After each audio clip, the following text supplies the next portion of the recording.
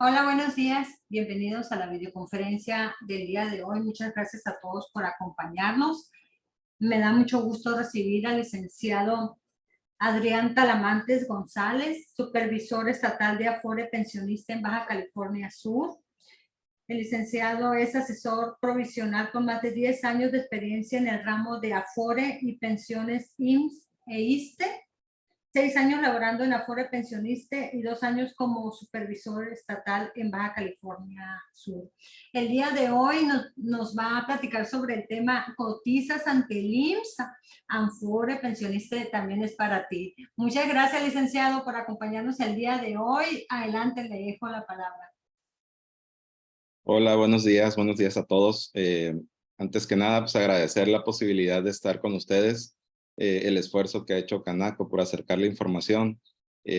Para nosotros es muy importante, ¿no? Estar compartiendo, más allá del hecho de perseguir el cambio de afuera, nosotros acercamos mucha información, ¿no? A los trabajadores. Es una labor diaria que hacemos y pues obviamente a lo mejor cuando escuchan pensionista, si la mayoría ahorita el enfoque es para los trabajadores que cotizan al IMSS, precisamente es eso, ¿no? Acercar información para que nos conozcan, que nos ubiquen como una Afore, una posibilidad para ustedes, ¿no? Una Afore que administra tanto cuentas de IMSS como de ISSSTE, ¿no? Obviamente, ISSSTE es lo más fuerte que tenemos, ¿no? Por el tema de las dependencias, de la administración pública, de trabajadores de gobierno en general, pero también tenemos muchos trabajadores que solo cotizan a IMSS y están con nosotros, o trabajadores que en este momento no están cotizando y son trabajadores independientes y han decidido tener una cuenta de Afore donde pueden hacer aportaciones y estar en pensionista, ¿no? Eh, es una información de manera general la que damos. Se trata de acercar esta información para que ustedes valoren las posibilidades que hay, ¿no? Para obtener una mejor pensión. De manera general vamos a dar la información y casos particulares que son muy en específico, especiales, hay que a lo mejor tienen dudas de o cómo les podemos ayudar, con mucho gusto los podemos atender de manera particular.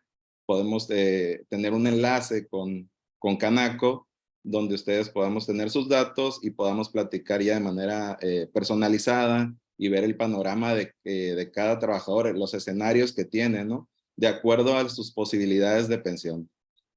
Vamos a empezar tocando un poquito o viendo un poquito la historia de la seguridad social en México. Vamos a recordar un poquito cómo ha ido avanzando la seguridad social en México, ¿no? Desde 1917 con la Constitución, con el artículo 123, donde se inicia con la seguridad social, ¿no? La seguridad social busca eso, ¿no? Una protección para el trabajador. Eh, de ahí avanzó hasta 1943, donde se creó o se promulgó la ley del IMSS y se creó como tal el IMSS, ¿no? Para darle esa seguridad social a los trabajadores. En 1959 se promulga la ley del ISSSTE y se crea el ISSSTE, ¿no? De ahí damos un brinco hasta 1972, donde se creó el Infonavit y el FOBISSSTE. Esos dos institutos pues son el primer intento por tener un ahorro para el trabajador que le pueda permitir en este caso pues adquirir una vivienda, ¿no? Se crea la aportación patronal para vivienda desde entonces, ¿no? Desde 1973. Y en el 83 se reforma la ley del ISSSTE, que es la que estuvo vigente hasta el 2007, ¿no? De ahí nos brincamos a 1992, que para mí, a mi punto de vista, es el año pues, más importante para lo que es el sistema de pensiones, ¿no? Con el famoso SAR, ¿no? De que muchos a lo mejor hemos escuchado, el SAR, lo tenemos presente, ¿no? Que es el sistema de ahorro para el retiro, fue cuando se pudo individualizar la aportación de cada trabajador, ¿no? Ahí se genera una cuenta individual. Vamos a ver los tipos de regímenes, pero ahí es donde se crea la cuenta individual en 1992. Antes de eso, todos los trabajadores aportaban para una misma bolsa y de ahí se iban pagando las pensiones antes de 1992. Llegó un punto donde ya no era sostenible esta parte, ¿no? De los trabajadores en activo financiaban las pensiones de los trabajadores que se iban pensionando y pues cada vez había más trabajadores que se pensionaban y menos trabajadores en activo que pudieran financiar esas pensiones, ¿no? Se crea el SAR en el 92, se crea la cuenta individual donde se sabe cuánto aporta cada trabajador a su cuenta y cuánto tiene ahorrado. Es importante este periodo, ¿no? Sobre todo para los que cotizan al IMSS, identificar este periodo del 92 al 97, que es cuando se crea Afore, ¿no? Y se crean los fondos de inversión en 1997. Este periodo del 92 al 97, hay muchos trabajadores que no lo ven reflejado en sus estados de cuenta. Entonces es importante revisar que sí tengas incluido el famoso SAR, ¿no? El SAR 92 o SAR IMSS 92, lo van a ver ustedes en algún estado de cuenta de su Afore, lo pueden identificar así. Si no les aparece algún saldo en esa cuenta y estuvieron cotizando en ese periodo, es importante buscar la manera de que se les pueda integrar, ¿no? Nosotros siempre buscamos, le decimos al trabajador, hay cuentas inactivas, hay diferentes tipos de cuentas que buscamos que el trabajador lo haga en tiempo, ¿no? Para que al momento de la pensión pueda recuperar pues todo lo que le corresponde, ¿no? Que es pues el 100% de sus aportaciones durante toda su vida laboral, ¿no? Como les digo, en el 97 se crea como tal Afore, ¿no? Y se crea este régimen de capitalización individual, ¿no?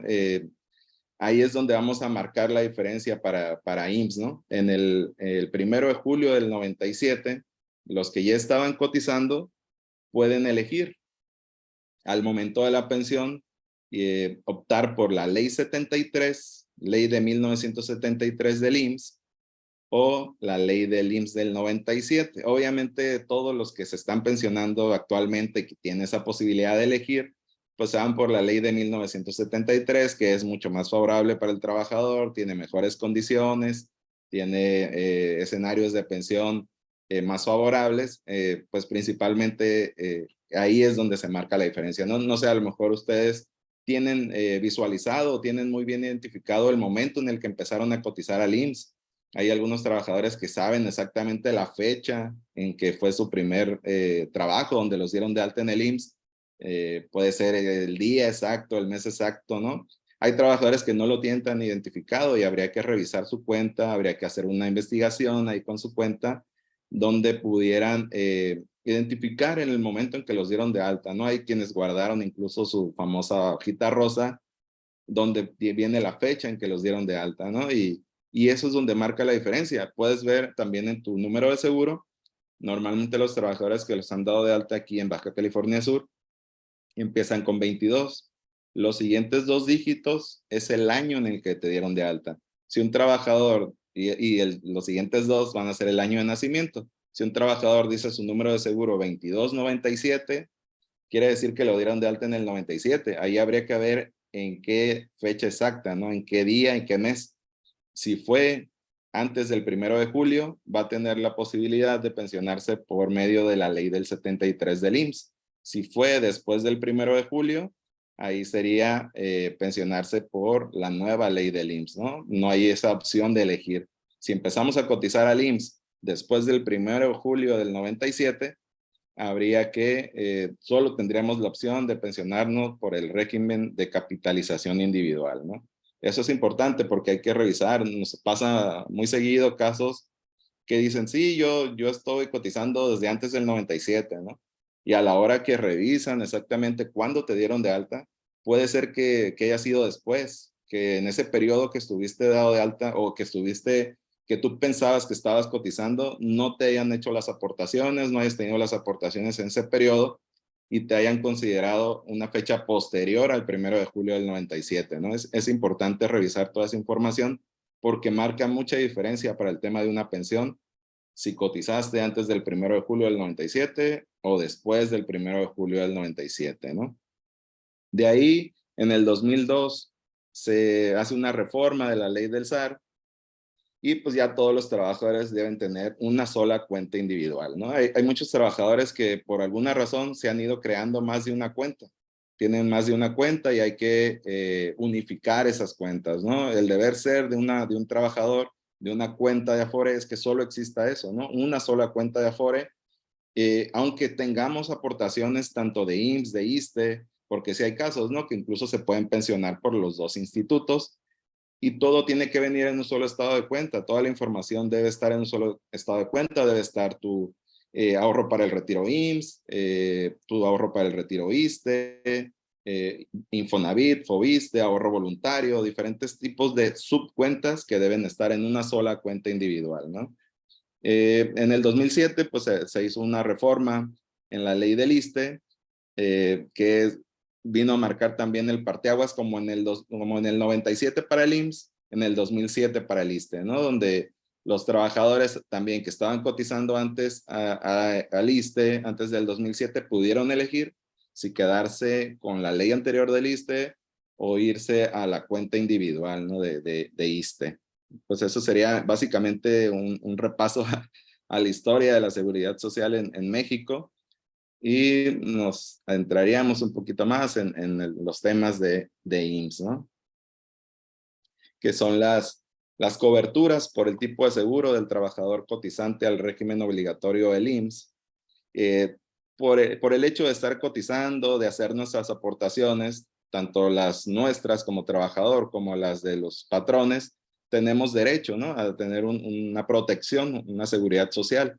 Y esto nos cubre en enfermedades y maternidad y riesgo de trabajo, donde tanto nosotros como nuestros familiares puedan tener derecho a estos seguros, ¿no? En riesgo de trabajo, trabajadores asegurados que se accidentan o se enferman en el ejercicio con motivo de su trabajo, también se considera como accidente de trabajo el que se produzca cuando van de su casa al trabajo y cuando van del trabajo a su casa, ¿no? Tendrán derecho a que los cubra este seguro, ¿no? De riesgo de trabajo. Diferente a invalidez, que es cuando estén imposibilitados para procurarse una remuneración superior al 50% de la remuneración habitual, derivado de un accidente, ¿no? O una enfermedad no profesional, que sería que no tenga que ver con su labor diaria, ¿no? Con su trabajo. Y el seguro de vida, que ese pues es para los beneficiarios legales que tenga el asegurado o el pensionado, ¿no? Al momento de la muerte, digamos, del asegurado o de la persona que ya se pensionó, pues tendrán derecho los beneficiarios legales a recibir eso, ¿no? Una pensión que ya percibía el trabajador, o si estaba en activo el trabajador, también poder recibir una pensión, ¿no? Ahí es importante, nosotros hemos dado mucha promoción. De hecho, hoy por la tarde tenemos un webinar de pensionista para identificar los beneficiarios, ¿no? Es importante tener en cuenta que unos son beneficiarios legales y otros son beneficiarios sustitutos. Los beneficiarios legales siempre van a ser, pues, esposo, esposa, hijos menores de 25 años que continúan estudiando, incluso los papás, ¿no? Los ascendientes, son los beneficiarios legales de una cuenta o de un trabajador que está cotizando actualmente, ¿no? Uno, eso es diferente a un beneficiario sustituto, que eso nosotros lo podemos hacer. Nosotros podemos designar los beneficiarios que queremos para nuestra cuenta. Es importante identificar cuál es uno y cuál es otro, ¿no? El beneficiario legal es el que va a tener derecho a una pensión.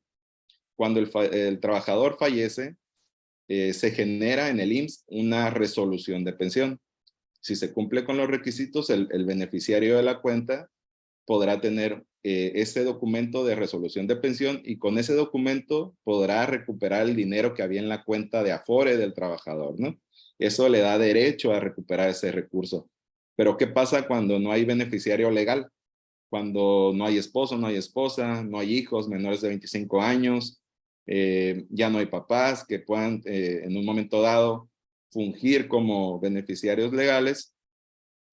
Tendríamos que tener algún beneficiario de la cuenta, porque son dos cosas diferentes. Una cosa es tener derecho a pensión de los beneficiarios y otra cosa es recuperar el recurso, el ahorro que tenía ese trabajador durante toda su vida laboral, ¿no?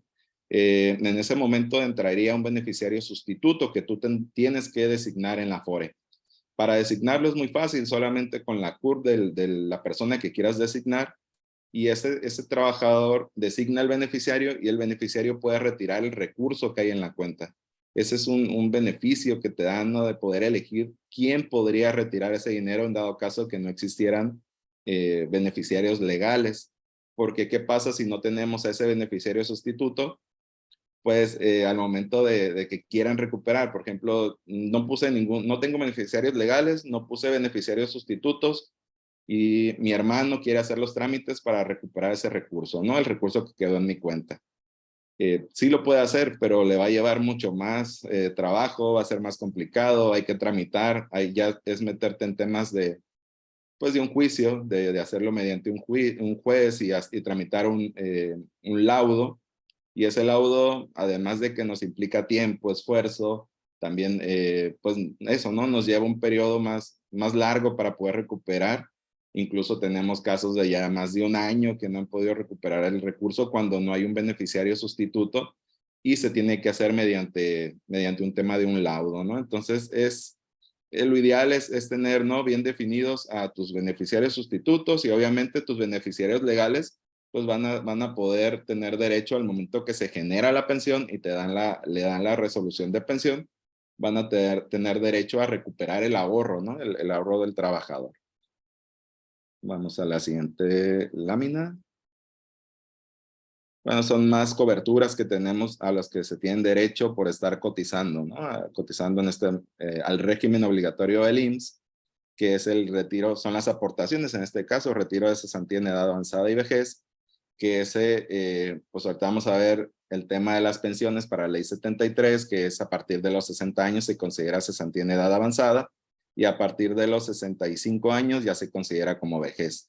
También se tienen derecho a las guarderías, que es para las mujeres aseguradas, que tienen hijos entre 45 días y 4 años de edad, y los hombres asegurados, viudos o divorciados, que mantienen la custodia de sus hijos de esas edades, ¿no? Y las prestaciones sociales, que esas pues se garantizan tanto para el trabajador asegurado como para sus familiares, ¿no? Vamos a entrar al tema ahí de las aportaciones. Aquí es donde se está viendo los principales cambios para los trabajadores IMSS. Actualmente, bueno, hasta la reforma que se dio ahora a partir de este año, la aportación patronal va a seguir siendo el 2% del salario base de cotización del trabajador, ¿no? Eso es importante porque pues no es lo mismo un trabajador que está dado de alta con el salario mínimo a alguien que pudiera tener hasta el tope, ¿no? El tope en el IMSS son 25 salarios mínimos, es lo más que puede ganar un trabajador al día, un trabajador cotizante al IMSS. Es el tope que tiene para poder recibir un salario o poder estar dado de alta en el régimen obligatorio del IMSS, son 25 salarios. De ese salario base de cotización, el patrón aporta el, el 2% para retiro, el 2% para retiro, y en cesantía en edad avanzada y vejez aporta el 3.150%. Ese 3.150% es el que va a ir variando a partir de este año. Lo que se busca es que se pueda incrementar la aportación patronal, ¿no? Que el trabajador pueda tener mejores ingresos en su cuenta, se pueda ver un incremento mayor porque se está viendo a futuro que vamos a depender, ¿no? De eso, de tener la cantidad suficiente para poder generar una pensión. Entonces, el incremento se va a ir dando en esta subcuenta de cesantía en edad avanzada y vejez. Va ahorita de 3.150% hasta llegar al tope de 11.875% del salario base de cotización, ¿no? Entonces, esto es lo que se está buscando con la reforma. Ahorita vamos a ver el incremento, cómo se va a ir dando gradualmente ese incremento a la aportación patronal, mientras que la aportación del trabajador se mantiene, ¿no? En el 1.125%. Esa no hay una variación, es la aportación lo que nosotros aportamos de nuestro salario base de cotización a nuestra cuenta de retiro, nuestra cuenta individual, ahí se ve reflejado, ¿no? En la cesantía en edad avanzada y vejez, en esa subcuenta, esta es la aportación que da el trabajador, ¿no? Adicionalmente, hay una aportación del Estado, del gobierno federal, eso se llama cuota social, que también se va a ir incrementando. Se hizo en la reforma de este año, estaba nada más hasta 4 veces la UMA lo que aportaba el gobierno federal, y el monto de la cuota se va a ir aumentando de manera progresiva hasta que los trabajadores reciban entre 4 a 7 UMAs al día, ¿no? Entonces, considerando que la UMA ahorita está en 103 pesos, pues estaríamos hablando de alrededor de 720 pesos, ¿no? Un trabajador que gane menos de eso podría tener derecho a recibir esta cuota social. Son los que tendrían el derecho a recibir la cuota social. De ahí tenemos tanto en IMSS como en ISSSTE, se ha mantenido esta aportación desde 1992, la aportación para vivienda, ¿no? El 5% de tu sueldo base de cotización se va para tu derecho a vivienda. Igual, los trabajadores que nunca ejerzan el crédito, al momento de la pensión pueden recuperar pues la cantidad que se estuvo cayendo en la cuenta, ¿no? Que en este caso es una aportación patronal, no se la descuentan al trabajador, se está yendo el 5% de tu sueldo básico, se está yendo para pensión y se va generando ese ahorro. En el momento que utilizas el crédito, ese 5% que te estaba cayendo en la cuenta se utiliza para amortizar el crédito, para irlo pagando, y si se termina de pagar el crédito, te vuelve a caer en tu cuenta. Siempre es importante cuando se termina de pagar el crédito de Infonavit, revisar que vuelva a caer ese 5% en tu cuenta para volver a generar un ahorro, ¿no? Y al momento de la pensión lo puedas retirar en su totalidad, tanto la parte de retiro como la parte de vivienda, ¿no? Esas serían las aportaciones. Ahorita vamos a ver cómo ir avanzando progresivamente la aportación, sobre todo la que le digo, ¿no? De aportación patronal, que es la que se va a ir incrementando de manera gradual para poder llegar a una aportación mucho mayor que pueda recibir el trabajador, y así poder tener pues cantidades mucho mejores, ¿no? En la cuenta. Lo que buscamos siempre es que haya un incremento en nuestra cuenta, que veamos reflejado ese incremento para que pues poder tener una mejor pensión al momento de retirarnos, ¿no? Vamos a la siguiente lámina. Aquí es donde les comentaba los tipos de régimen de pensión. Los de 1973, los trabajadores que comenzaron a cotizar antes del 1 de julio, se les llama generación transición. Así lo pueden ver en su estado de cuenta de Afore. Esa fecha es muy importante, ¿no? Poder revisar, como les decía, si cotizamos antes del 1 de julio del 97 o después del 1 de julio del 97, que seríamos del régimen de 1997, trabajadores que comenzaron a cotizar después de esa fecha, del 1 de julio de 1997, pueden ver en su estado de cuenta de Afore que va a decir generación Afore. Esto es muy importante porque nos va a dar mejores posibilidades, ¿no? Obviamente a los de 1973 ahorita vamos a ver las condiciones, los requisitos para una pensión, y vamos a ver qué tan favorable es, ¿no? O qué tantas diferencias hay, que sí son grandes diferencias que hay entre una ley y la otra, ¿no?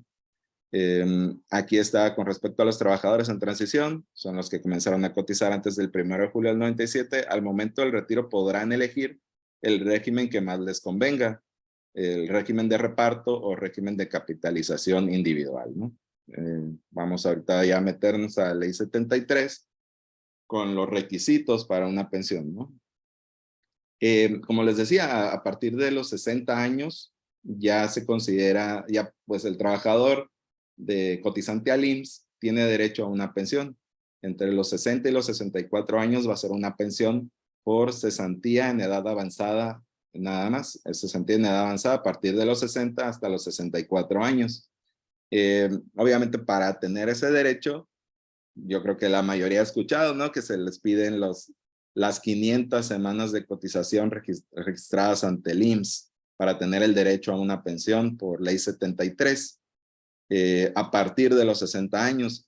Como les digo, nosotros en Pensioniste damos mucha más plática, mucha más estar más cercanos a las dependencias, y no sé, igual que habrá gente, personas ahorita aquí, trabajadores que tienen conocidos que han estado cotizando al ISSSTE y con la particularidad que tenían de a lo mejor pensionarse muy jóvenes, ¿no? A lo mejor incluso de 45, 46 años.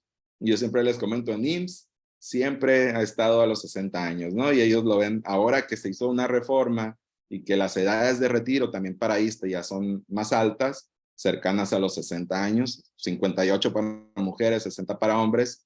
Les sorprende, ¿no? Poder que la edad de retiro sea hasta los 60 años.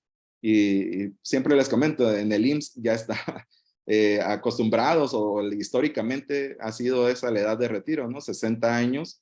Y de ahí empezamos a ver de cuánto sería el porcentaje de la pensión para en el momento del retiro, ¿no?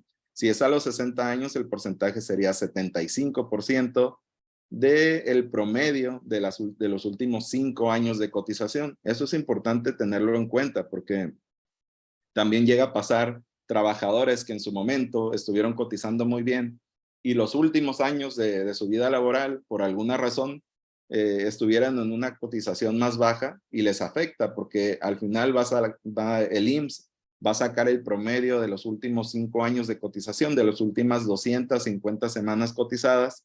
Y sobre eso, si un trabajador se va a los 60 años, sería el 75% del promedio que da esa pensión, ¿no? Y así va subiendo a los 61, 80% de ese promedio, 85% a los 62, 90% a los 63, y a los 64 el 95%, y el 100% a partir de los 65 años cumplidos, que sería ya una pensión por vejez, y sería el 100% del promedio de los últimos 5 años, ¿no? Del promedio que hayas tenido de cotización. Si un trabajador estuvo cotizando los últimos 4 años, digamos del 2006 al 2010 y dejó de cotizar mucho tiempo, se reactiva un año para poder tener derecho a una pensión, le van a promediar los 4 años anteriores y el año en el que se reactivó, ¿no? Ahí sería el promedio que sacarían para obtener una pensión. Hay muchos trabajadores que cumplen con el requisito de las 500 semanas, pero también hace mucho tiempo que dejaron de cotizar al IMSS y pueden reactivarse para poder tener derecho a una pensión al tener ya las 500 semanas, al tener ya los 60 años cumplidos, pero habría que ver, ¿no? El promedio que les da esa pensión. Por eso es importante también un tema que tenemos ahí, que a lo mejor algunos han escuchado, que eso puede ser favorable tanto para los que dejaron de cotizar y puedan reactivarse, como para los que actualmente están cotizando y quieran buscar una mejor pensión, ¿no? Que es la modalidad 40, que sería, vamos a verla en la siguiente lámina. Bueno, la modalidad 40. Es muy famosa la modalidad 40, no sé, a lo mejor muchos la han escuchado. Es una posibilidad, ¿no? Que tiene el trabajador que está por ley 73, ¿no? Es nada más para ley 73, los que pueden tener derecho a ingresar a este tipo de pensión, ¿no? Esta modalidad 40 te da derecho a darte de alta con un salario mucho más alto al que hayas tenido y solo pagas el 10.8% de lo que te das de alta, ¿no? Si un trabajador se da de alta con 1,000 pesos al día, pagaría 108 pesos diarios, ¿no? Para tener derecho a una pensión.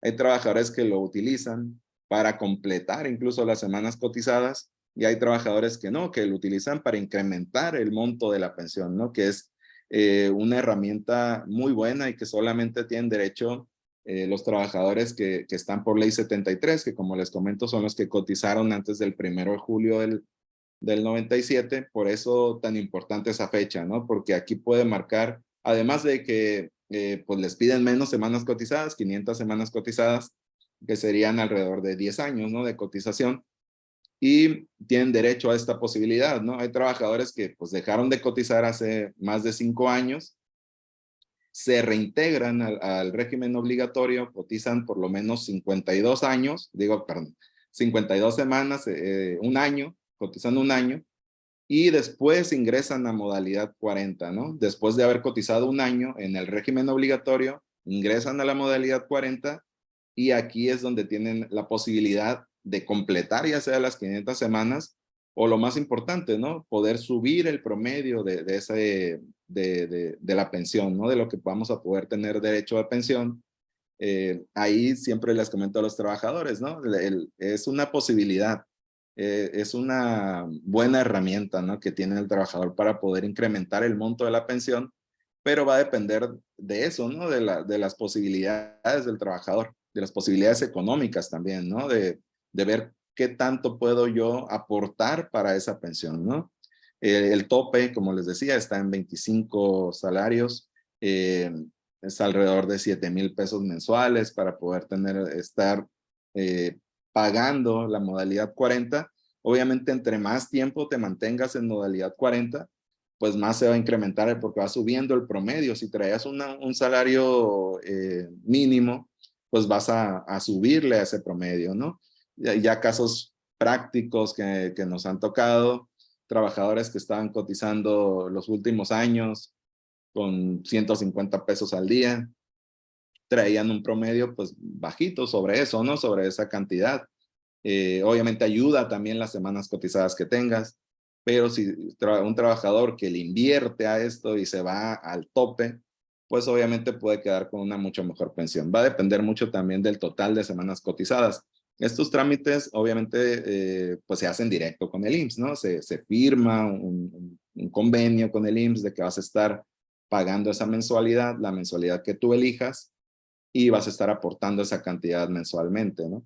Ahí nosotros pues lo que hacemos es manejar esta asesoría, acercarles la información y podemos incluso ver algún simulador, ¿no? De cuánto es lo que me tocaría si aporto cierta cantidad. Lo podemos ya ver de manera individual, ver qué posibilidades tienes también de la cantidad que deseas aportar mensualmente y sobre eso trabajar, ¿no? Ver qué posibilidades tiene. Siempre me dicen qué tan conveniente es, a qué edad lo puedo empezar.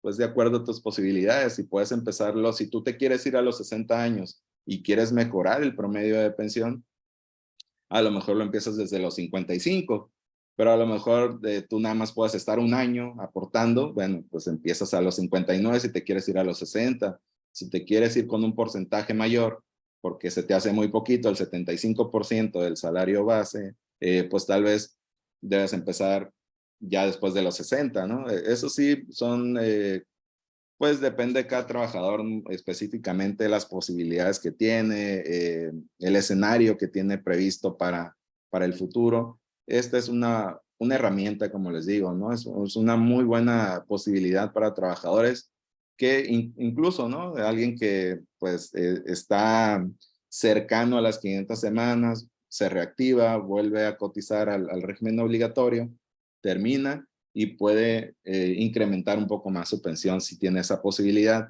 por medio de esto, ¿no? Por este mecanismo de modalidad 40. Es una buena posibilidad, una buena herramienta. Lo ideal sí es hacer estos simuladores para ver qué tan conveniente es en cada caso, ¿no? Como les digo, por medio de Canaco esperaremos poder tener ese contacto y esa relación donde podamos acercarles ya de manera personalizada información, ¿no? Por ahí no sé si podamos contestar alguna pregunta. Sí, adelante. Francis levantó la mano, adelante. Sí, una preguntita nada más. Cuando tienen mucho tiempo sin cotizar, como lo comentaba usted, y quiere volver a cotizar, puede ser directo con la modalidad 40 o se tiene que ser por medio de algún patrón o hay alguna otra modalidad si no es por medio de patrón. Hay una modalidad, que es la modalidad 10, donde te puedes reactivar sin necesidad de un patrón. Te digo, son trámites que se hacen directamente en el IMSS, Okay. pero ahí ya no, nada más sería para completar si te faltan las semanas cotizadas, ¿no? La modalidad 40, la particularidad que tiene es que te ayuda a incrementar el monto de la pensión, ¿no? Pero primero tendría que ser a la modalidad 10 y estar un tiempo para completar las semanas y después modalidad 40. ¿O puedo ingresar esto, sin cotizar y entro a la modalidad 40 inmediatamente? ¿Se puede? Para modalidad 40 no tienen que haber pasado más de 5 años desde la última cotización. Si ya pasaron más de 5 años, necesitarías reactivarte en el régimen obligatorio, no, en el régimen obligatorio para tener derecho a la modalidad 40. Cotizar por lo menos un año en el régimen obligatorio con un patrón que te den de alta por lo menos un año, 52 semanas, para después tener derecho a la modalidad 40. Ok, gracias. De nada. Bueno, pues pasaríamos a la siguiente lámina.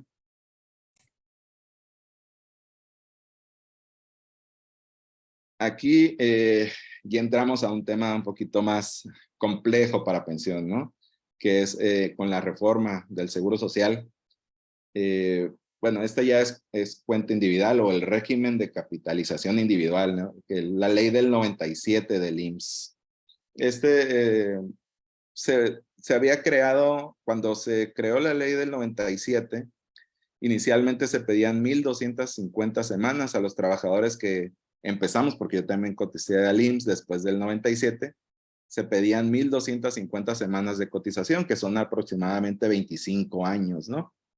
Esto se cambió en una reforma a partir del 2021, que se bajó a 750 semanas de cotización.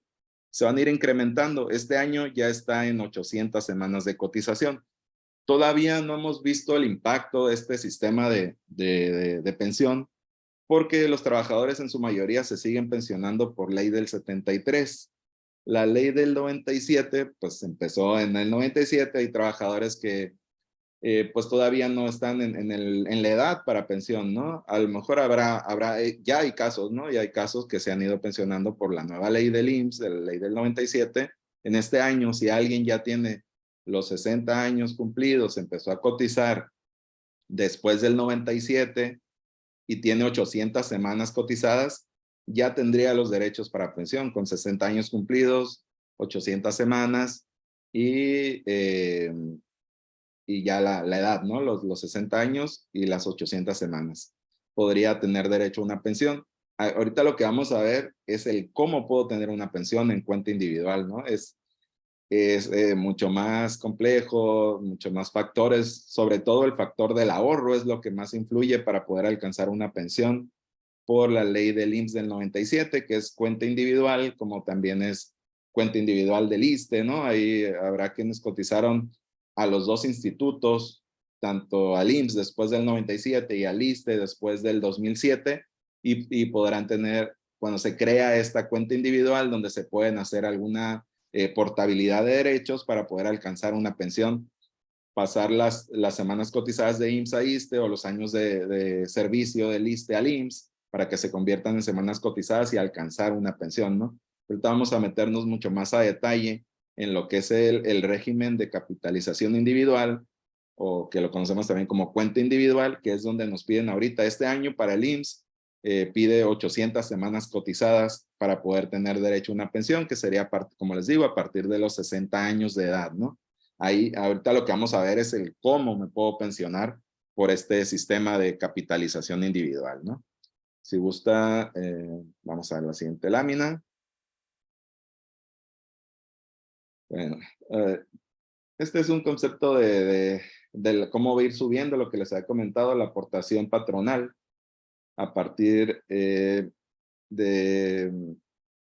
este año. Bueno, se está todavía en 3.150 y va a llegar hasta el 2030 al 11.85. Ahorita podemos ver ahí el incremento, las aportaciones patronales que se van a ir incrementando para la subcuenta de cesantía en edad avanzada, ¿no? Vejez se mantiene en el 3.150. Si gusta, en la siguiente lámina viene cómo va a ir avanzando gradualmente.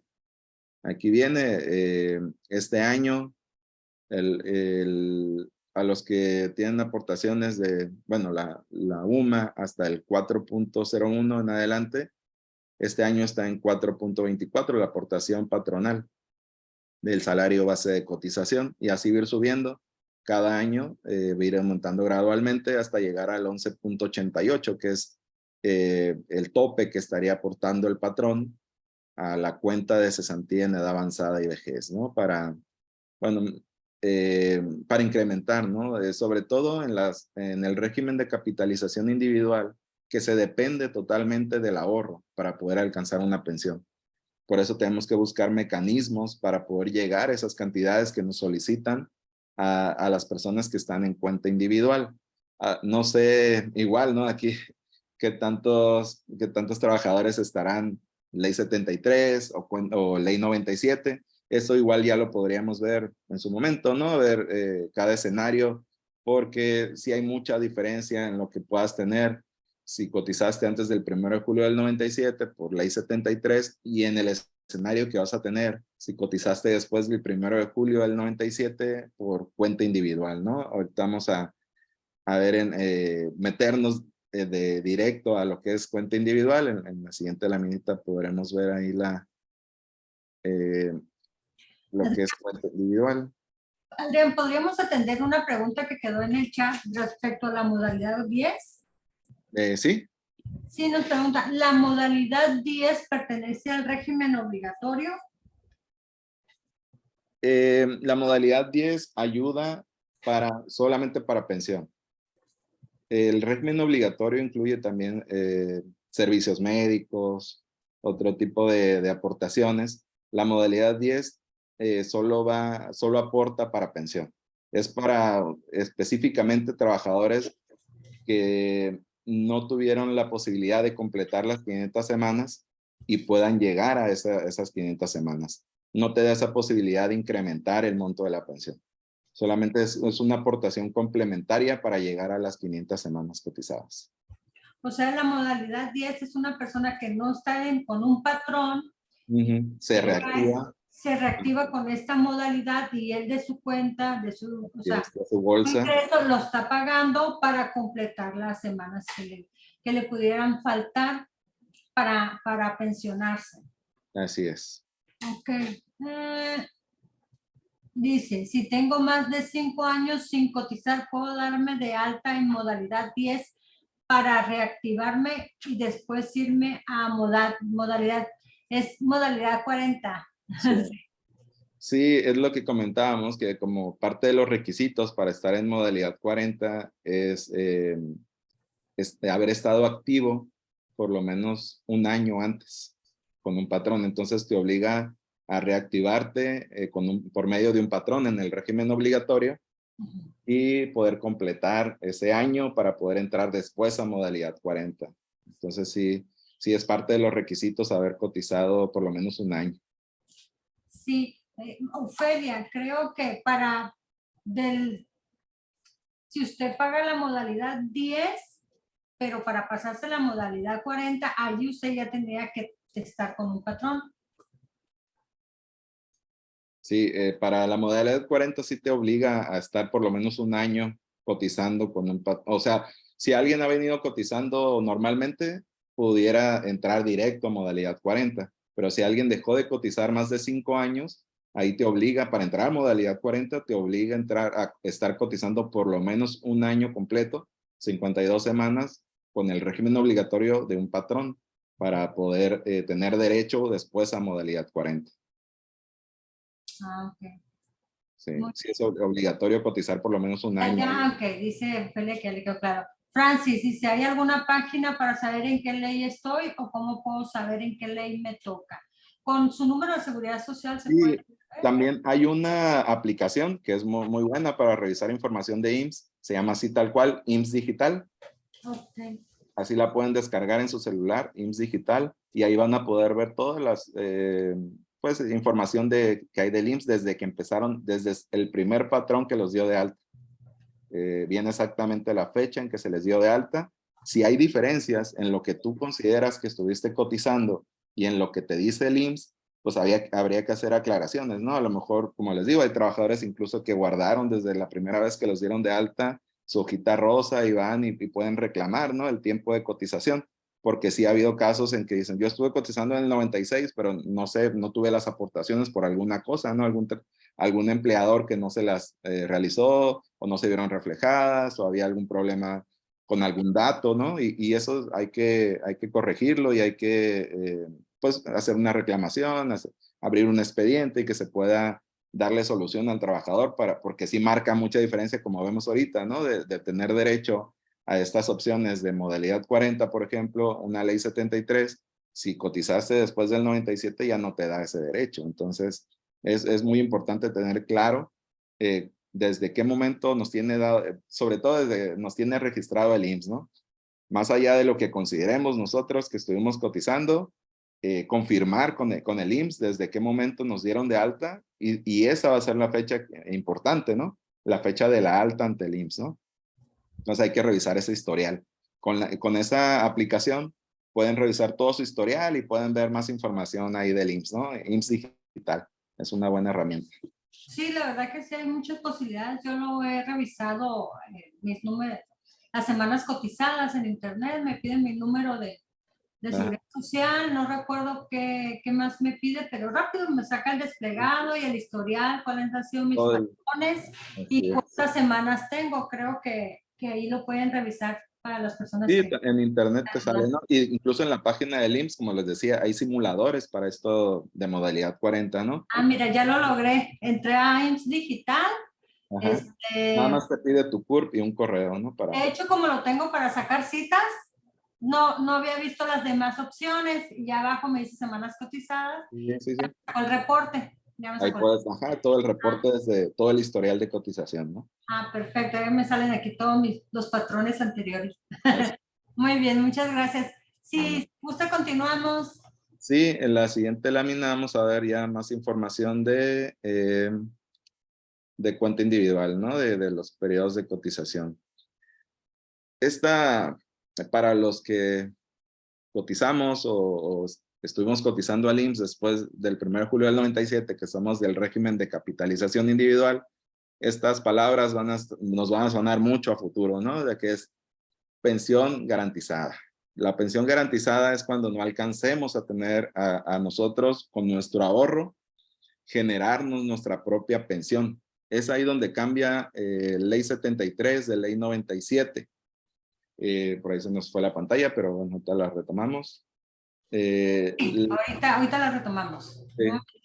Es donde se da el gran cambio, ¿no? En ley 73, pues sabemos, ¿no? Y es históricamente estamos acostumbrados, porque así ha sido siempre, ¿no? A que trabajamos, estuvimos aportando a nuestra cuenta, estuvimos generando estos años de servicio o estas semanas cotizadas, y llega el momento en que ya tenemos los derechos para pensión y el gobierno es el que nos da la pensión, ¿no? De acuerdo a lo que estuvimos aportando también nosotros, ¿no? De todo el tiempo de aportaciones, toda nuestra vida laboral, pero pues el pago está saliendo, ¿no? De esa cuenta de que estuvimos aportando a cesantía en edad avanzada, pues llega el momento en que ya nos toca pensionarnos y nos están pagando esa pensión mensual. Esa es la costumbre que ha habido históricamente, ¿no? Para México. Y esto cambia con las reformas, ¿no? Con el cambio en la ley del IMSS del 97, el cambio en la ley del ISSSTE del 2007.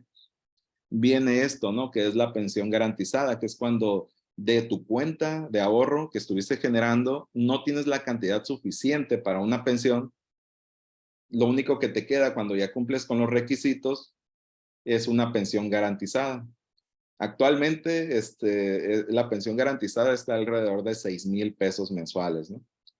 Eso es dependiendo del salario base de acuerdo a la zona, ¿no? Del país, pero es alrededor de un salario, es un salario mínimo, ¿no? Y es alrededor de 6,000 pesos mensuales, ahorita lo que sería una pensión mínima garantizada, se determina, ¿no? De acuerdo al salario base percibido, y se incrementa también. A partir de los 60 años se puede tener derecho a esta pensión garantizada y se va incrementando cada año de acuerdo al INPC. Pero pues igual el incremento no es muy alto, ¿no? Y esto, como les digo, se plantea cuando el asegurado no puede tener los recursos suficientes para una renta vitalicia o un retiro programado, que ahorita vamos a ver cuáles son esas características de cada una, ¿no? De la renta vitalicia y el retiro programado. Entonces, si gustan la siguiente lámina, vemos las características de esto, ¿no? Salió una pregunta sobre la lámina, ¿no? Ok. Yeah. primero, Adrián, ¿nos pueden compartir la presentación? Sí, sí, claro. Ok. Sí, claro. Me la hace llegar a mí, yo se los hago llegar a ellos en su Sí, correo. sí, sin problema. Ok. Se dice que es un salario mínimo porque en la lámina dice que de 3,130,72 a 9,839,90. Sí, como les comento, es de acuerdo al salario vigente en cada zona del país, ¿no? Hay diferentes zonas. Aquí en Baja California Sur nos toca una pensión garantizada, está alrededor de los 6,000 pesos porque estamos en 200, no recuerdo exactamente el salario mínimo vigente ahorita aquí para Baja California Sur, pero ya en la realidad está así, ¿no? Alrededor de los 6,000 pesos mensuales son los casos que nos han tocado, ¿no? La pensión garantizada, en el caso del ISSSTE, se mide en UMAS, son 2 UMAS al día, igual, ¿no? Queda alrededor de los 6,000 pesos mensuales. Una pensión garantizada este año, ¿no? Tanto para IMSS como para ISSSTE está en eso, ¿no? Alrededor de los 6,000 mensuales. Ahí, eso es para cuenta individual, ¿eh? Eso es para los que cotizaron después del 97. Es importante aclararlo. Tengo una pregunta. Bueno, más bien tenemos una pregunta aquí en el chat sobre Afore. Si gusta, la dejamos al final, en el momento Sí, que hable sobre sí, los montos y ya nos diga el por qué podría funcionarnos pensionista a los del ah, IMSS. sí, sí. Bueno, sí, sobre eso es eso, ¿no? De acuerdo a, esa variación va a ser de acuerdo a la zona donde esté el trabajador, ¿no? Donde haga su trámite de pensión, donde haya estado trabajando, va a depender de eso, ¿no? El salario base de cotización no es lo mismo en el centro de México que en el norte, nosotros tenemos otro, ¿no? Entonces, de eso depende, de esa variación de la pensión garantizada, ¿no? Del salario que esté vigente en la zona de trabajo, ¿no? Como les digo, esto es para cuenta individual. Ahorita vamos a ver las otras opciones de retiro que tiene cuenta individual, que eso es teniendo las cantidades suficientes, ¿no? Bueno, esto de cuenta individual o ley 97 es igual, ¿no? A partir de los 60 años se tiene derecho, a partir de los 65 ya es por vejez. Las prestaciones pues van a quedar a partir del 2030 en 1,000 semanas cotizadas, lo que va a pedir para una pensión, ¿no? Entonces, ahorita la siguiente lámina ya es de los tipos de pensión que podemos tener, ¿no? Que es una renta vitalicia. Como les digo, hay que tener claro que esto es para ley 97, ¿no? Ley 97, para poder tener derecho a una pensión, incluso se podría ir antes de los 60 años, ¿no? Si tuviera la cantidad suficiente. Incluso se puede pensionar un trabajador con menos de las semanas cotizadas que pide el IMSS con una pensión anticipada, pero hay que tener cantidades pues, bastante considerables en la cuenta. Este sistema de renta vitalicia se ha estado utilizando mucho más para el ISSSTE, porque ISSSTE, al hacer el cambio en la ley, a los trabajadores que eligieron irse a cuenta individual, les ofrecieron bonos y esos bonos les han garantizado o les han dado la posibilidad de tener una renta vitalicia y poderse retirar incluso un poco más jóvenes. La renta vitalicia, pues todo se basa es un seguro, ¿no? Es una aseguradora, tú haces un contrato con la aseguradora y la aseguradora es la que te va a estar pagando la pensión mensual. Casos ya prácticos, a lo mejor trabajadores así de 55 años, les han estado pidiendo alrededor de 1,700,000, 1,800,000 tener en su cuenta para poderse pensionar por renta vitalicia.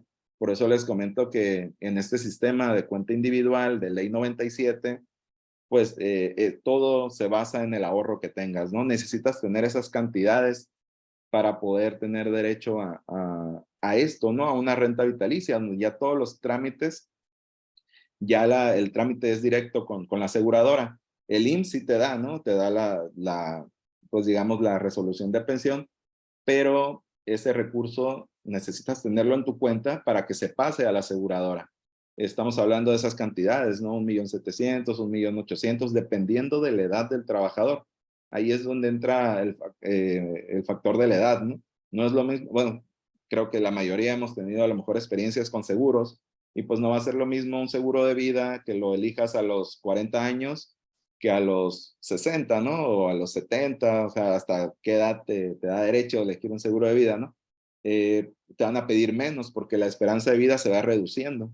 Entonces, si un trabajador decide elegir hasta los 65 años una renta vitalicia, pues la cantidad que le va a pedir la aseguradora va a ser menos que un trabajador que quiera irse a los 55, ¿no?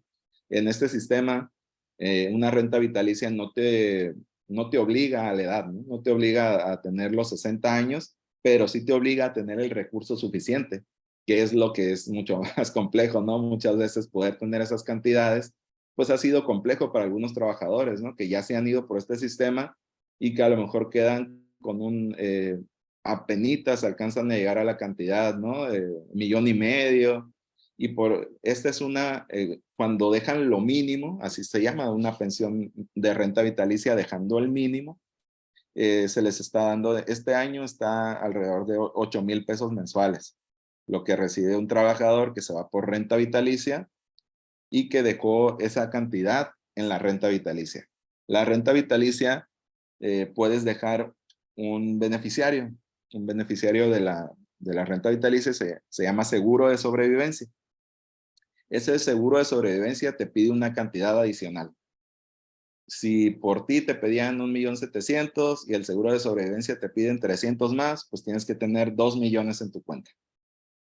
Y el seguro de sobrevivencia te garantiza que la persona, tu beneficiario legal, pueda seguir recibiendo la cantidad mensual que recibías tú estando pensionado, ¿no? Teniendo la renta vitalicia. Si esos 8,000 pesos tú los recibías mensualmente, fallece el titular, el beneficiario que hayas dejado, el del seguro de sobrevivencia, va a seguir recibiendo esos 8,000 pesos mensuales.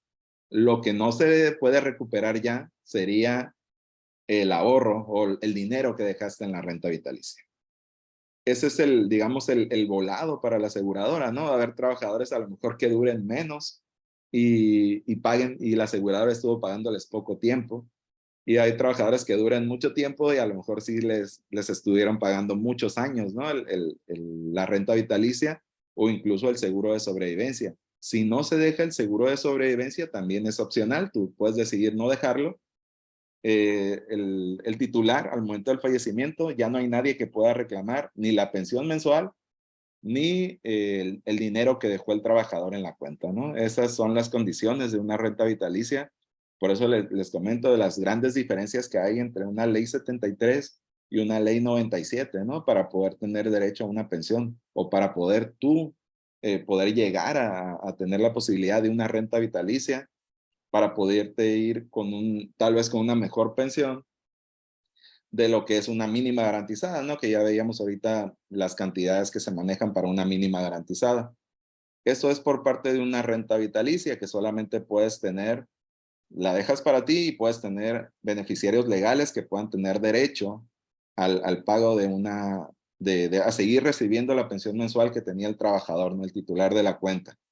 En el retiro programado, ese se tramita directo con la Afore.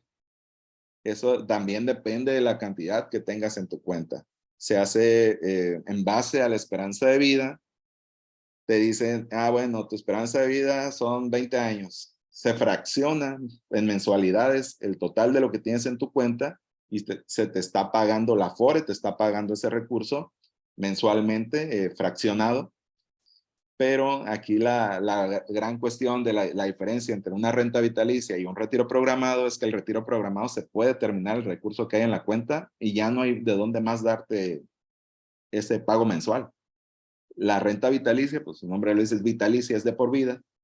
Y el retiro programado, no. Si el ahorro que tienes en tu cuenta te lo fraccionan en mensualidades y puede llegar el momento en que se termine el ahorro y ya no haya de dónde más darte ese recurso, ¿no?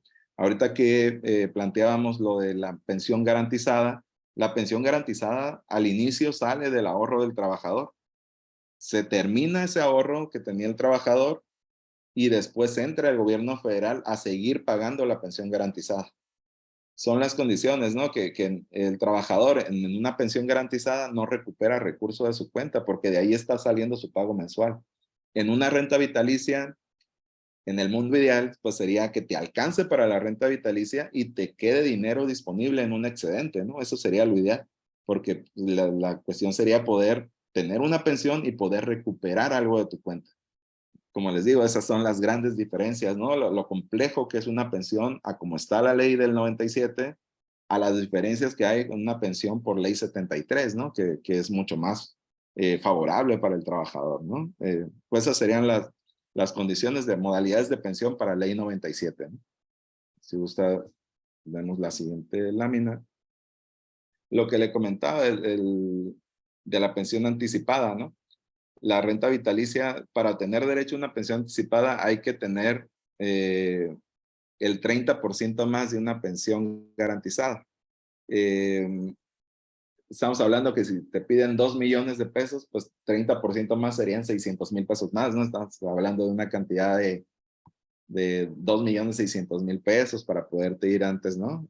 Sí son algunas, es mucho más complejo, como les digo, el tema de una pensión por ley 97, que una pensión por ley 73, que la tenemos muy clara, ¿no? Con las 500 semanas, con el promedio de tus últimos 5 años, con las posibilidades de modalidad 40, de otras modalidades que tiene derecho un trabajador por ley 73. En cambio, para cuenta individual, pues digamos que todo se basa en el ahorro que alcances a tener en tu cuenta, ¿no? Para poder alcanzar alguna de las modalidades, ya sea renta vitalicia, retiro programado, o en su caso una pensión mínima garantizada, que es cuando tus recursos no te sean suficientes para generarte la renta vitalicia o el retiro programado, pues ir sobre la pensión garantizada es lo que quedará solamente. O en el último de los casos, cuando el trabajador ya cumplió los 60 años de edad y no tiene las semanas cotizadas suficientes, quedaría una opción de que se llama la negativa de pensión, que pues su nombre lo dice, ¿no? Te quedas sin pensión, no tienes derecho a servicios médicos, ninguna prestación ya en este caso del IMSS, y retiras el recurso que hay en tu cuenta, ¿no? Si en el 2030 te están pidiendo 1,000 semanas cotizadas y el trabajador tiene 800 y ya tiene los 60 años cumplidos, pues podría optar por esperarse a llegar a las 1,000 semanas cotizadas o una negativa de pensión, ¿no? Que si tuviera el recurso en su cuenta, digamos que para esas fechas tuviera 500,000 pesos en su cuenta. Ah, bueno, el trabajador puede decidir si retirar esos 500,000 pesos en una negativa de pensión que te la da el IMSS o esperarte llegar a los 60 años y tal vez podrías irte con una pensión garantizada. Pero esa pensión garantizada obviamente te deja los derechos, ¿no? Las prestaciones del IMSS, los servicios médicos, y estarías recibiendo una pensión mensual, ¿no?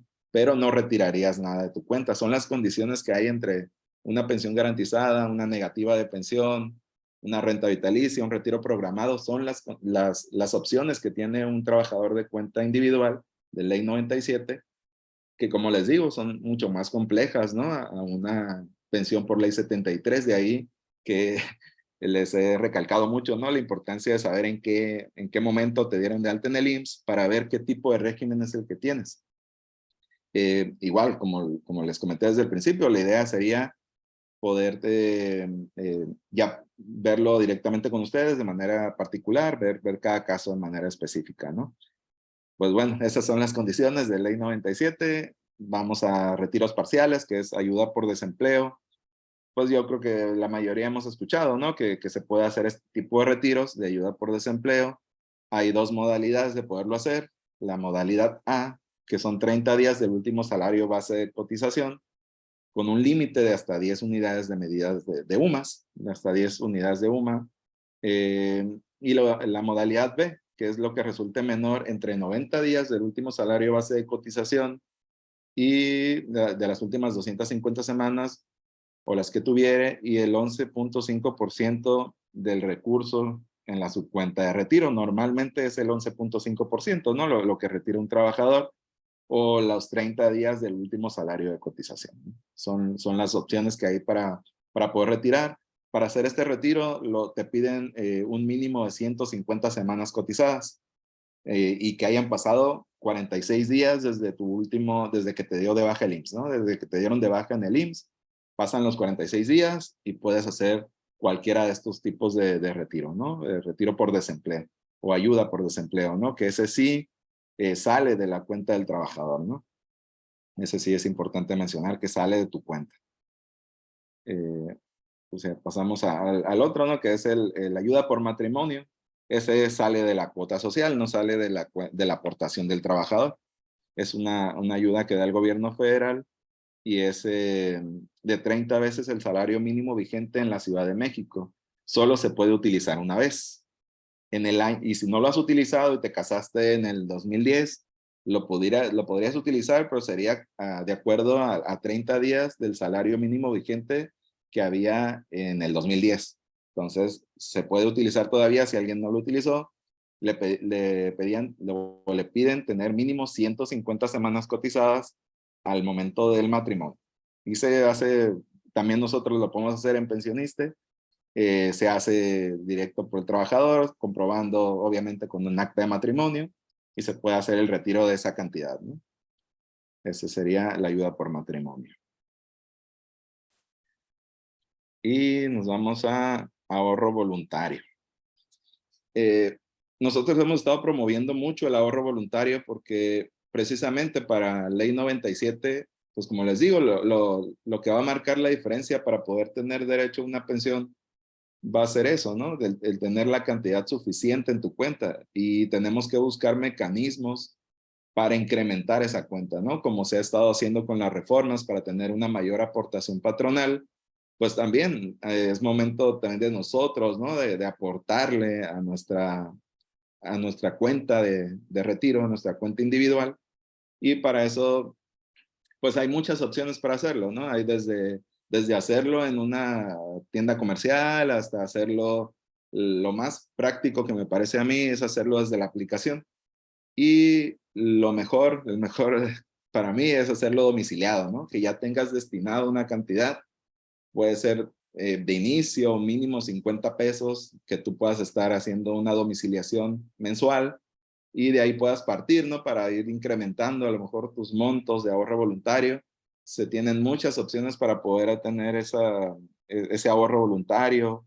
Y ese ahorro voluntario también puede ser incluso para un proyecto, ¿no? A lo mejor de aquí a 5 años tengo un proyecto que quiero irme de viaje o algo. Puedes estar haciendo las aportaciones voluntarias, y esas aportaciones voluntarias están disponibles. En el momento que tú las requieras, la podrías hacer el retiro. Incluso ya está la opción de hacer el retiro por la aplicación. Anteriormente había condiciones para poderlo retirar. Te pedían que pasaran por lo menos 6 meses desde el último retiro para poder hacer el retiro de tus aportaciones voluntarias. Ahora esas condiciones ya no están. Si tú has ahorrado 10,000 pesos, tienes ahí en la cuenta de ahorro voluntario, puedes retirar hoy 5,000 pesos y 3 días después puedes retirar los otros 5,000, ¿no? Porque te salió una emergencia. Está disponible, digamos, ¿no? Tus aportaciones, y aparte te dan beneficios, ¿no? Poder hacer estas aportaciones. Es algo que hemos estado promoviendo mucho porque se entiende que Ley 97, sobre todo, pues todo se va a basar en la cantidad que logres acumular en tu cuenta, en toda tu vida laboral. Y Ley 73, pues es una opción también, ¿no? De poder incrementar las cantidades que puedas tener al momento de retiro, porque las condiciones de ahorro, de rendimiento, normalmente, si todo está bien, Afore tiene muchas mejores condiciones que una cuenta corriente de banco, ¿no? Donde pues prácticamente no te da nada la cuenta, y aquí puedes buscar tener mejores rendimientos, acumular una mejor cantidad en tu cuenta y poder ya sea disponer de ella en su momento cuando tú lo decidas, o dejarlo para el momento de la pensión, ¿no?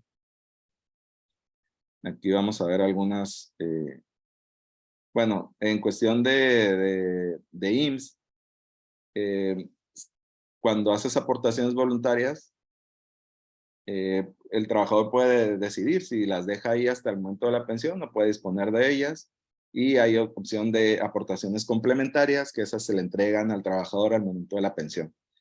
Igual, en Ley 97 la opción es incrementar la pensión, tener las aportaciones voluntarias para usarlas para incrementar la pensión o completar a lo mejor el caso de una renta vitalicia, o puede retirarlas en el momento que lo decida, ¿no? Esas son las condiciones, las aportaciones que puede hacer un trabajador IMSS, ¿no? Que son las voluntarias y las complementarias. Y pues en este caso de nosotros, pues nada más comentarles, ¿no? Que tenemos estas opciones de ahorro, también, como les digo, la idea es acercarnos, que nos ubiquen como una Afore más, que también podemos tener trabajadores que cotizan al IMSS y que tenemos todas las garantías, ¿no? Todas las mismas responsabilidades, las mismas obligaciones con el trabajador y algunas condiciones que nos dan pensionista al ser una Afore pública, ¿no? Ahorita hablando de ahorro voluntario, pues el pensionista por cada 50 pesos que tú haces de ahorro voluntario, te genera un boleto para participar en sorteos de recursos, ¿no? Son algunas condiciones que busca pensionista para fomentar el ahorro voluntario, ¿no? Igual lo vemos de manera individual. Si a alguien le interesa estar con nosotros y poder saber los beneficios adicionales que tenemos, pues con mucho gusto les acercamos la información, ¿no? Entonces, en general, pues esa sería la presentación. Estamos para servirles. Muchas gracias a Lilian. Yo creo que ya podría ser ahí el vínculo, ¿no? Para estar cercanos a ustedes, igual ir atendiendo dudas de manera particular. Con mucho gusto vamos a estarlos atendiendo, ¿no? Muchas gracias, Adrián. Creo que quedaron ahí unas preguntas en el chat. Antes si quieres, contestamos las preguntas y al final nos comentas, bueno, pues, ¿qué más beneficios tiene el pensionista? ¿Por qué nos conviene? ¿Cuáles son sus ventajas para que lo tomemos en cuenta, pues, como una Afore? ¿Te Sí, parece? claro. Sí, sí, sin problema. Creo que, de Noemí, ¿qué monto se estima que debo acumular en mi Afore para tener un monto mayor a la pensión garantizada?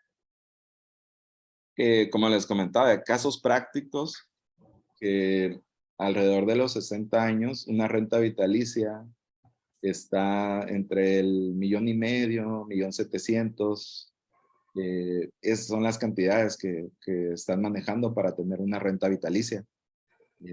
Eso nada más es para el trabajador, ¿no? Si quieres dejar un seguro de sobrevivencia, habría que dejar una cantidad adicional, dependiendo a quién dejes como beneficiario. Siempre me comentan, y si dejo a un hijo, no es muy recomendable dejar a los hijos como beneficiarios. Bueno, es decisión de cada quien, ¿no? Pero no es muy recomendable porque a los 25 años pierde el derecho. Entonces, si tú tienes un hijo de 20 años y quieres dejarlo como beneficiario de la cuenta, pues digamos que solo hay un periodo de 5 años donde él podría ser beneficiario, ¿no? Después de eso ya no podría ser beneficiario y ya no puedes agregar a nadie más. Entonces sí es interesante revisar, ¿no? A quién podemos, si deseamos dejar un beneficiario, a quién dejamos, ¿no? Como beneficiario de la cuenta.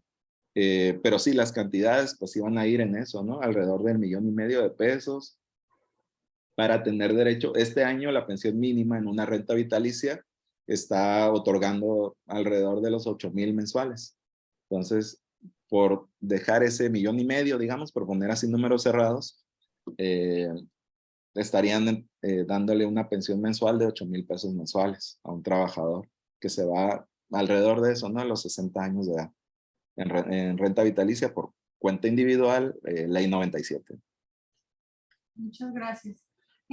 Lidia nos escribió, si un colaborador está pensionado parcial por el IMSS, puede pensionarse por modalidad 40 porque sigue trabajando, tiene edad 60 años.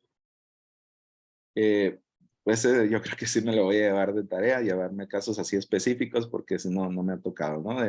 Si está ahorita con una pensión parcial, ¿no? Porque se supone, bueno, en esencia la pensión parcial tendría que transformarse en una pensión ya definitiva, ¿no? Una pensión total, digamos, ¿no? Del IMSS, para poder a los 60 años tener una pensión por la ley 73, ¿no? Aquí habría que ver esta parte si le da el derecho. Yo pensaría que sí, ¿no? Pero igual para no echarles mentiras, mejor me la llevo de tarea y igual si me pasa el dato del teléfono de la persona o alguna manera de comunicarme con ella, pues ya le doy la información en específico, ¿no? Haciendo la investigación pertinente para no decirle algo que no tengo la certeza, ¿no?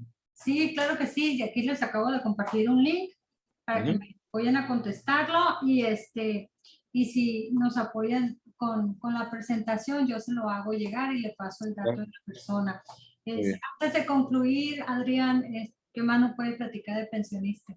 Lo que le comentaba, ¿no? De las posibilidades que tenemos nosotros de hacer ahorro voluntario, son beneficios al ser una afore pública.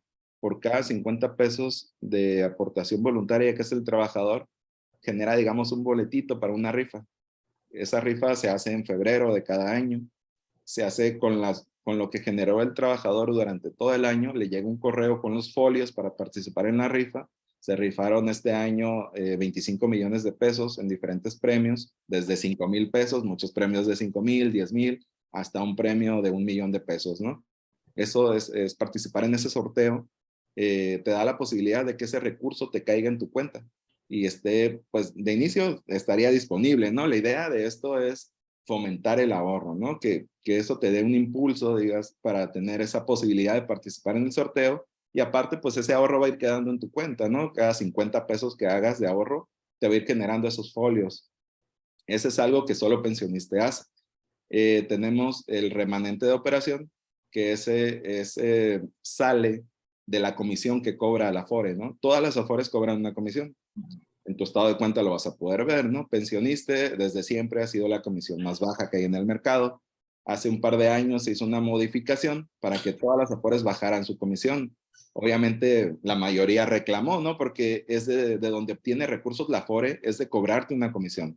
Entonces, se obligó a que bajaran a punto 57 la comisión. Pensionista ya estaba más bajo, se mantuvo en el punto 53, que es lo que cobra de comisión. De esa comisión que te cobra pensionista, te regresa las utilidades.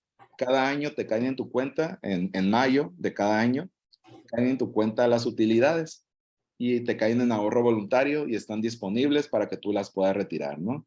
El año pasado, lo que se generó de utilidades y cayeron este año fueron alrededor de 700 millones de pesos, que eso se integró en las cuentas de los trabajadores que estamos afiliados a pensionista.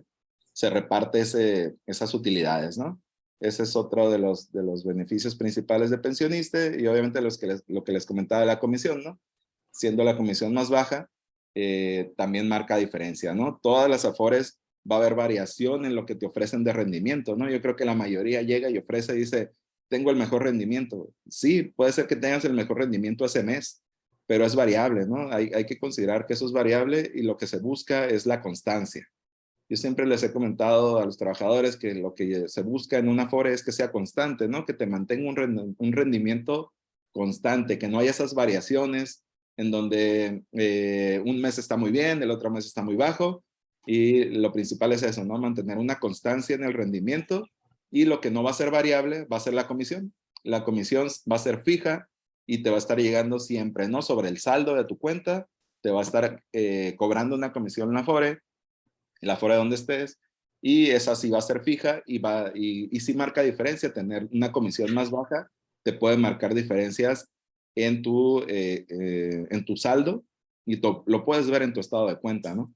Y adicional a eso, pues de esa comisión que cobra pensionista es la única Afore que te regresa las utilidades de lo que te cobró de comisión, ¿no? Eso anualmente te lo está regresando. Entonces, y está disponible para que el trabajador lo pueda retirar. Te cae en ahorro voluntario, lo que tú tengas en ahorro voluntario va a estar disponible para retirarlo cuando tú lo desees, ¿no? Entonces, son algunos de los beneficios que manejamos en pensionista y que los ponemos a sus órdenes, ¿no? Para poder acercarles más información y poder a lo mejor trabajar específicamente con las condiciones, con los escenarios, los proyectos que tiene cada trabajador, ¿no? Nosotros estamos con esa posibilidad, esa apertura de trabajar mucho más cercanos también a los trabajadores IMSS, ¿no? Muchas Entonces, gracias, Adrián. Una última pregunta antes de cerrar la conferencia. ¿Ustedes ayudan a la persona que, por ejemplo, si está en una Afore con un banco, ustedes le ayudan a hacer toda la tramitología para cambiarse? sí, sí, claro. Nosotros, de hecho, se han abierto muchas más herramientas para poder hacer los cambios de Afore. En un momento dado, fueron un poco complejos hacerlos, ¿no? Nos pedían a fuerza un estado de cuenta, nos pedían Mucha documentación. sí, ir por más documentos a la Afore donde estoy, o donde estaba, ¿no? Entonces, ahora incluso el trabajador lo puede hacer desde la aplicación. Ese es un tema también interesante, la aplicación de Afore Móvil, ¿no? Es muy bueno tenerla porque ahí actualizas datos, incluso puedes actualizar beneficiarios. Y dentro de las herramientas que tienes en la aplicación de Afore Móvil, que es un icono de como una alcancía con unas moneditas, un cochinito ahí con moneditas, lo puedes descargar en tu celular. Y dentro de las herramientas viene la opción del cambio de Afore, ¿no? Puedes tú elegir ahí mismo el cambio de Afore. Nosotros lo que hacemos por medio de la aplicación es asesorarte a cómo hacerlo, ¿no? Y tú lo haces directamente. O tenemos otra opción que es Afore Web, es una página, así tal cual se llama Afore Web. Y ahí viene también, puedes tener toda tu información de Afore y puedes hacer incluso el cambio de Afore ahí. O tenemos herramienta que utilizamos normalmente en pensionista para poder hacerlo y les damos toda la asesoría y todo el apoyo, ¿no? Para poder hacer el cambio. Ok, muy bien, muy interesante esa información tenerla para quien quiera cambiarse de Afore o revisarlo, pues lo puede hacer directamente ahí. Bueno, ya no tenemos otra pregunta. Adrián, queremos agradecerte mucho por habernos acompañado el día de hoy con este tema, a todos los participantes por acompañarnos. Si ya no hay otra pregunta, daremos por concluida la conferencia del día de hoy. Les agradecemos y que tengan un excelente día. Muchas gracias. Muchas gracias. Un saludo y muchas gracias por la atención.